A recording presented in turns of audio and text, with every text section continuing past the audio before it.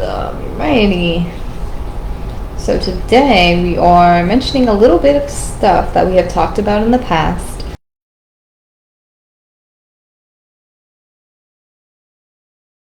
That this book was authored, if they're also bringing up what was previously mentioned in the prior books like Leviticus and even Exodus, or if we are just physically revisiting it at this time.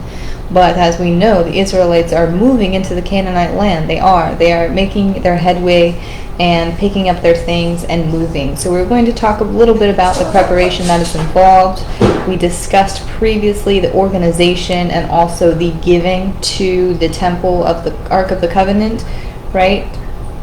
I always forget. The tent of the covenant law, right? That is really what it's called. It's like tent of meeting, the temple, whatever, right? It is the tent of the covenant law. Anyways, the preparations involving that, right? And then we also talked about some holy holidays. And then we were going to talk about, I think, one more other thing. Let's just get into it.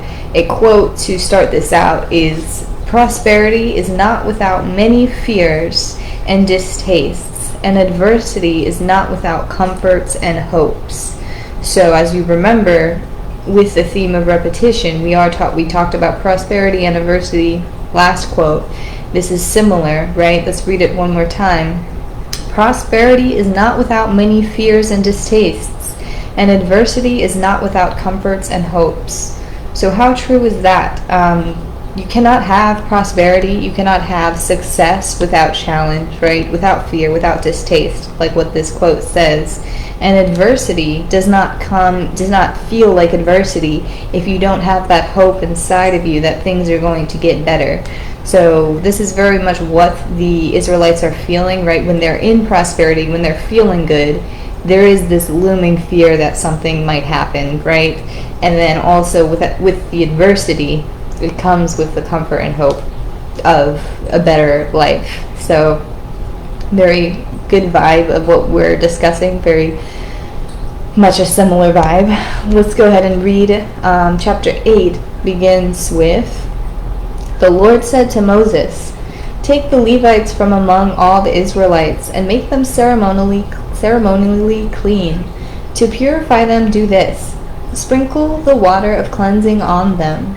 Then have them shave their whole bodies and wash their clothes, and so they will purify themselves.'" Just continue. "Every firstborn male in Israel, whether human or animal, is mine.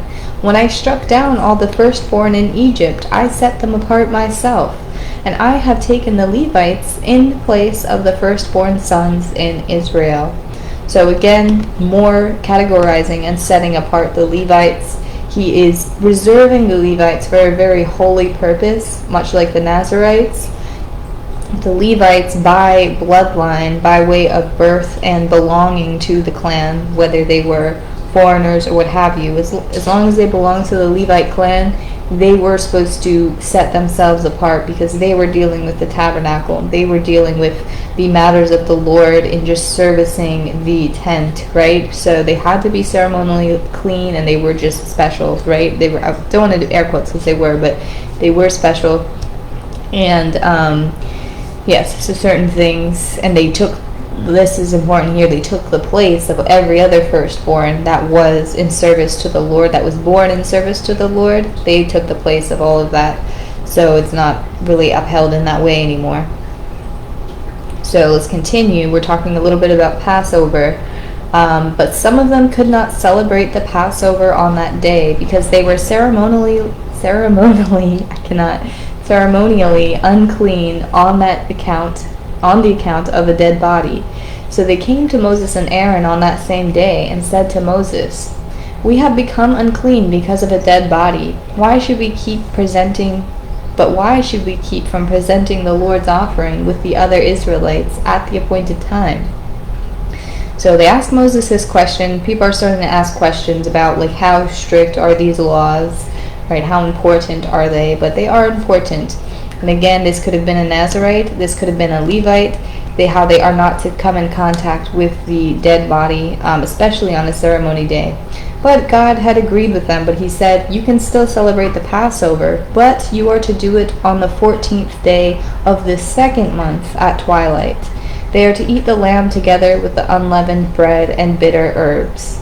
So previously, the whole Israelite community was celebrating the Passover on the 14th day of the first month. But now, the people who were left out because they had a death and they had to deal with that, they are to celebrate it. They can celebrate it. They just have to do it a month later, exactly a month later. So that was the solution for something like that. It says here, on the day the tabernacle, the tent of the covenant law, was set up, the cloud covered it. From evening until morning, the cloud above the tabernacle looked like fire.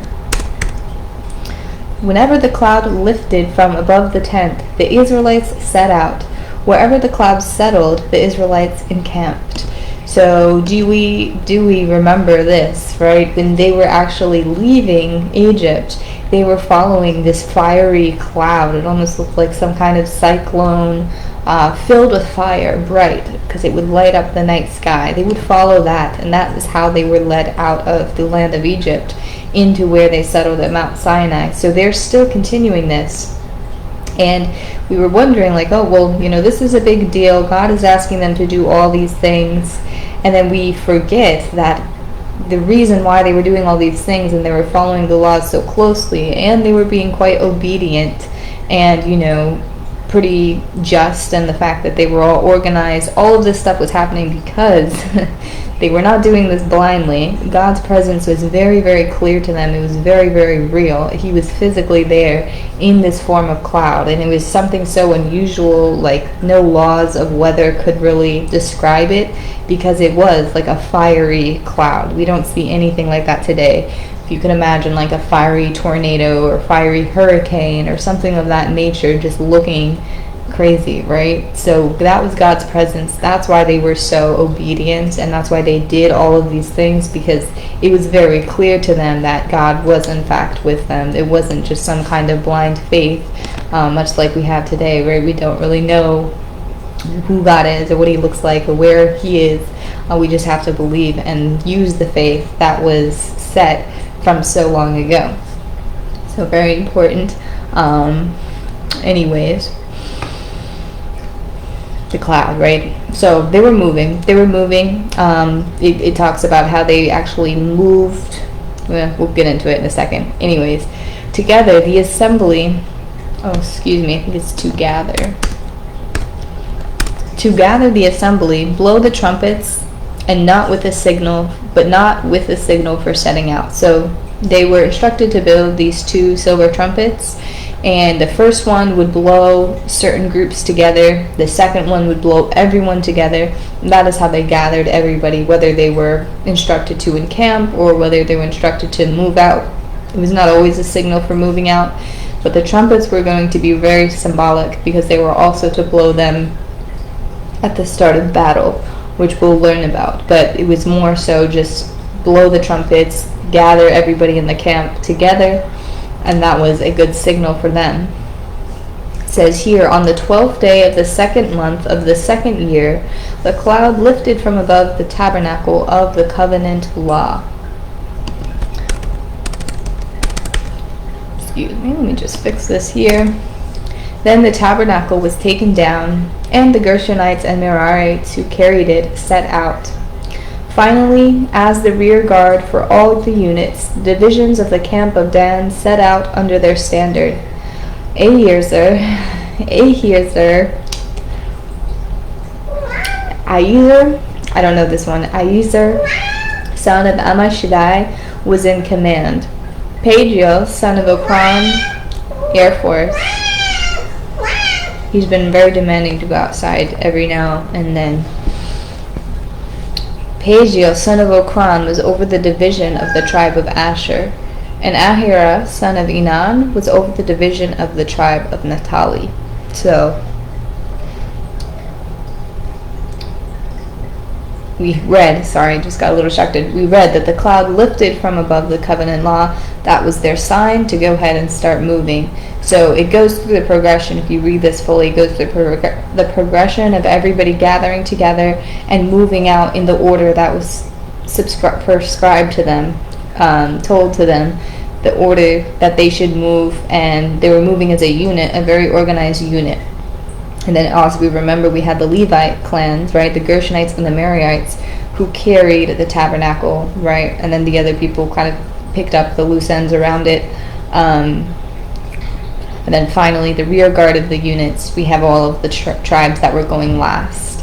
So something that I didn't really want to mention too much, because we never really talked about, was the division tribe of Naphtali. I don't know why this is a personal memento, but it sounds so familiar. The name Naphtali, I felt like I had read it or had written it down before. It sounded very, very familiar for me, and I'm not sure where it came from. I don't know if I've referenced it before. I have no idea. It sounds very familiar. So I don't know if any one of these tribes or these names, maybe of the 12 tribes of Jacob, sounds familiar or resonates with you in any way. If you want to look them up and see if something sticks out to you, it might just be an interesting thing for you to look into spiritually. I don't even know why I just read Naphtali. It feels like I've known that name, or I've written it, or what I was saying, right? It seems kind of interesting. But yes, anyways, that's it, you guys. Have a great day. Thank you for reading with me, and God bless you.